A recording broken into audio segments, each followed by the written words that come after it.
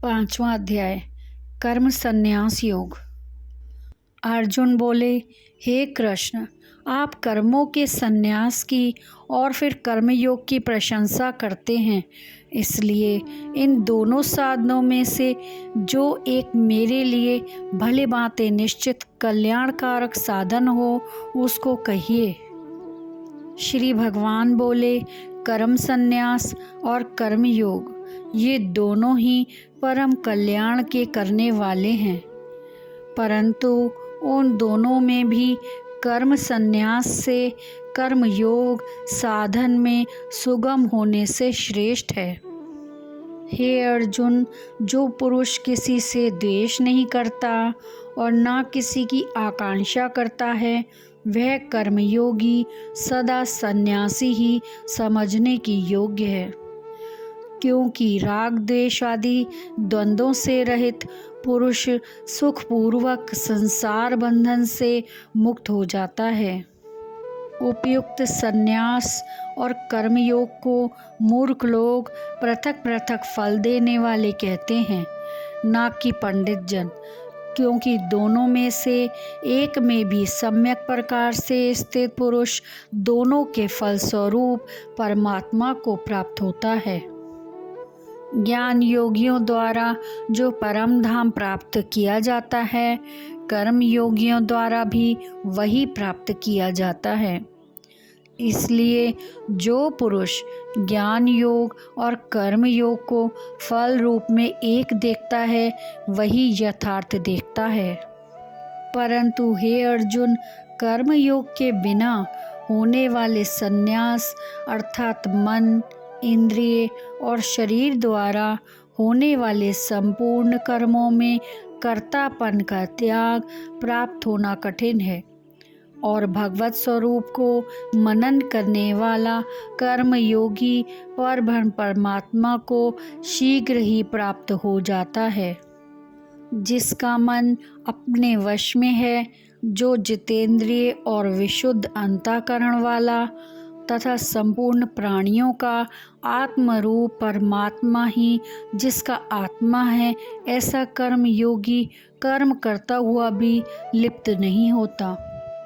तत्व को जानने वाला सांख्य योगी तो देखता हुआ, सुनता हुआ, स्पर्श करता हुआ, सूंघता हुआ, भोजन करता हुआ, गमन करता हुआ, सोता हुआ, श्वास लेता हुआ, बोलता हुआ, त्यागता हुआ, ग्रहण करता हुआ तथा आँखों को खोलता और मूंदता हुआ भी सब इंद्रियां अपने अपने अर्थों में बरत रही हैं, इस प्रकार समझकर निस्संदेह ऐसा माने कि मैं कुछ भी नहीं करता हूँ। जो पुरुष सब कर्मों को परमात्मा में अर्पण करके और आसक्ति को त्याग कर कर्म करता है, वह पुरुष जल के कमल के पत्ते की भांति पाप से लिप्त नहीं होता। कर्मयोगी ममत्व बुद्धि रहित केवल इंद्रिय, मन, बुद्धि और शरीर द्वारा भी आसक्ति को त्याग कर अंतःकरण की शुद्धि के लिए कर्म करते हैं। कर्मयोगी कर्मों के फल का त्याग करके भगवत प्राप्ति रूप शांति को प्राप्त होता है, और सकाम पुरुष कामना की प्रेरणा से फल में आसक्त होकर बंधता है। अंतःकरण जिसके वश में है, ऐसा सांख्य योग का आचरण करने वाला पुरुष न करता हुआ और न करवाता हुआ ही नव द्वारों वाले शरीर रूपी घर में सब कर्मों का मन से त्याग कर आनंद पूर्वक सच्चिदानंद घन परमात्मा के स्वरूप में स्थित रहता है। परमेश्वर मनुष्यों के न तो कर्तापन की, न कर्मों की और न कर्मफल के संयोग की रचना करते हैं, किंतु स्वभाव ही बरत रहा है।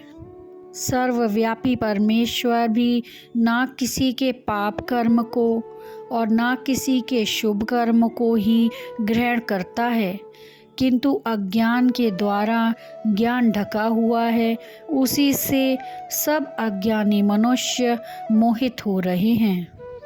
परंतु जिनका वह अज्ञान परमात्मा के तत्व ज्ञान द्वारा नष्ट कर दिया गया है, उनका वह ज्ञान सूर्य के सदृश उस सच्चिदानंद घन परमात्मा को प्रकाशित कर देता है।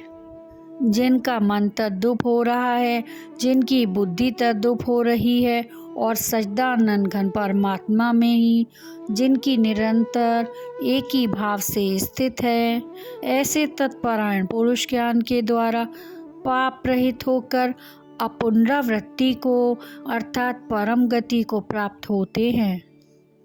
वे ज्ञानी जन विद्या और विनय युक्त ब्राह्मण में तथा गौ, हाथी, कुत्ते और चांडाल में भी समदर्शी होते हैं।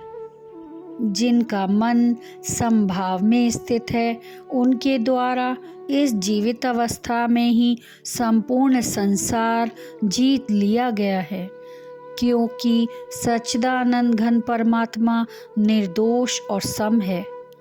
इससे वे सच्चिदानंद घन परमात्मा में ही स्थित हैं।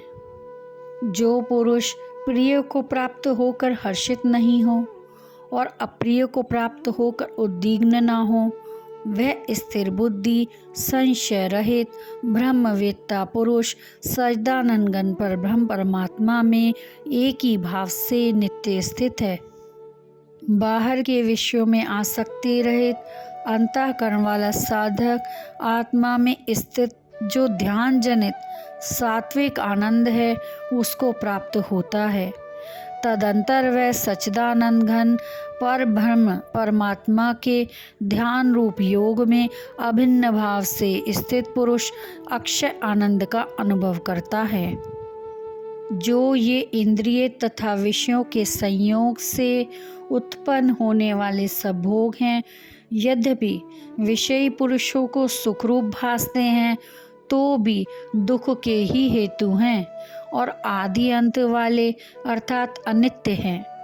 इसलिए हे अर्जुन, बुद्धिमान विवेकी पुरुष उनमें नहीं रमता। जो साधक इस मनुष्य शरीर में शरीर का नाश होने से पहले ही काम क्रोध से उत्पन्न होने वाले वेग को सहन करने में समर्थ हो जाता है, वही पुरुष योगी है और वही सुखी है।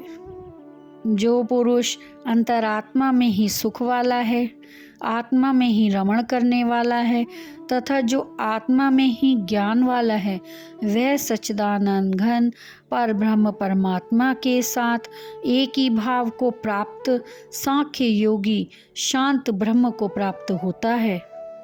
जिनके सब पाप नष्ट हो गए हैं, जिनके सब संशय ज्ञान के द्वारा निवृत्त हो गए हैं, जो संपूर्ण प्राणियों के हित में रत है और जिनका जीता हुआ मन निश्चल भाव से परमात्मा में स्थित है, वे ब्रह्मवेत्ता पुरुष शांत ब्रह्म को प्राप्त होते हैं।